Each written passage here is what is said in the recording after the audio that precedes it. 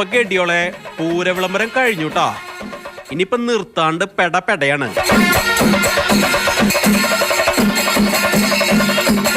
നാളെ കാലത്ത് കണിമംഗലം ശാസ്താവ് വരാനുള്ള കാത്തിരിപ്പിലാണ്.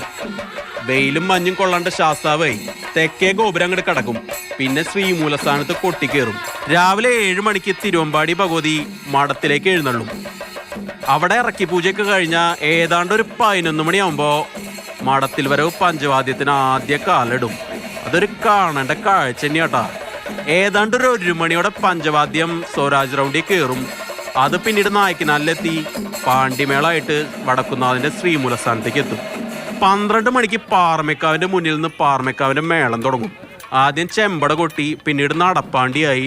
അതാണ് പിന്നീട് എലഞ്ഞിച്ചോട്ടിലെത്തി എലഞ്ഞിത്തറമേളാവണേ. പിന്നെയാണ് നമ്മളെല്ലാം കാത്തിരിക്കുന്ന കൊടമാറ്റം. ഒരു ജാതി കളർ പരിപാടിയാ. അങ്ങടും ഇങ്ങടും കൊടയങ്ങടും മാറ്റി കളിക്കുക. പുലർച്ചെ 3:30 വെടിക്കെട്ടിന് അങ്ങോട്ട് തീ കൊളുത്തും. സാമ്പിൾ തന്നെ പൊളിച്ചു. ഇനിയിപ്പോ മെയിൻ വെടിക്കെട്ട് എന്താവുന്നുള്ളത് കണ്ടറിയണം. പിന്നെ രാവിലെ പകൽപ്പൂരാണ്. അത് കഴിഞ്ഞ 12:30 കൂടി ഭഗവതിമാര് വടക്കുന്നാഥിന്റെ മുന്നില് ഉപചാരം ചൊല്ലി പിരിയും.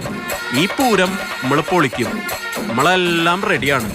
Team Mathrubhumi news, Thrissur.